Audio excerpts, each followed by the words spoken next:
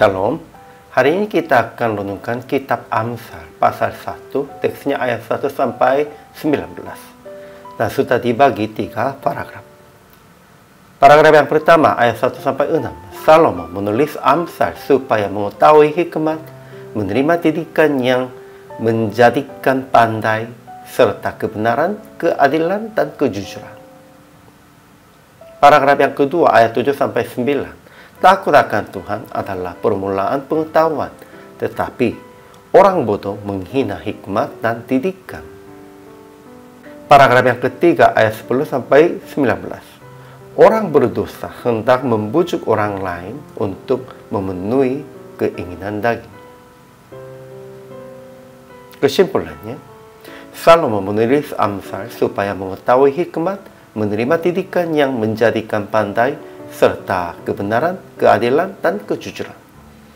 Dan berkata bahwa takut akan Tuhan adalah permulaan pengetahuan, tetapi orang bodoh menghina hikmat dan didikan. Didikan ayah dan ajaran ibu akan menjadi seperti kalangan bunga dan kalung yang indah bagi kita. Namun jika kita hidup menurut tingkah laku orang berdosa yang hendak memujuk orang lain, kita akan hilang nyawanya.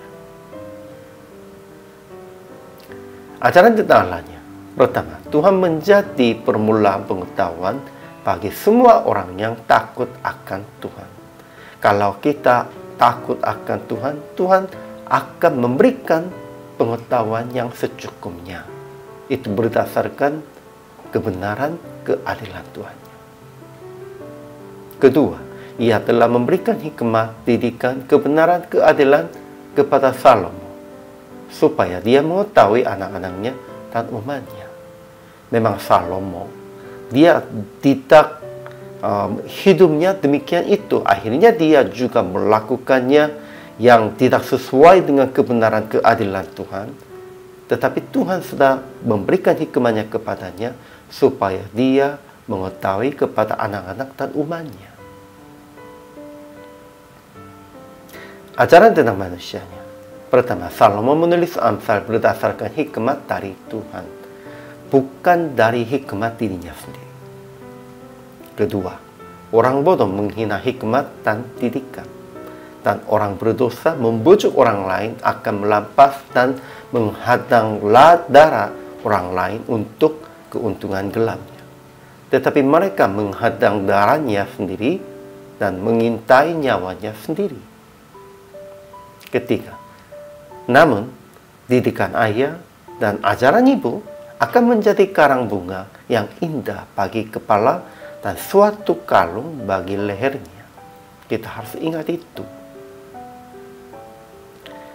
Jadi aplikasi hari ini. Pertama, hiduplah berdasarkan pengetahuan dari Allah dengan takut akan Tuhan.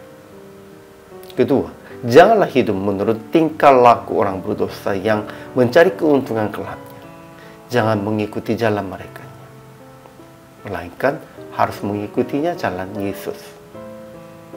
Ketiga, memberitakan prinsip kehidupan berdasarkan kebenaran dan keadilan Tuhan kepada anak-anak dan jemaat. Akhirnya paragraf hari ini. Tulislah 7 perkara yang harus melakukan dalam seminggu ini berdasarkan kebenaran Allahnya, dan share dengan jemaat dan sesama seiman supaya melaksanakan dalam minggu ini. Harus mengakunya kepada mereka dan mengundang mereka supaya melakukan bersama-sama. Inilah kewajiban semua hamba Tuhan dan orang percaya. Hari ini juga selama melayani, Tuhan Yesus memberkati.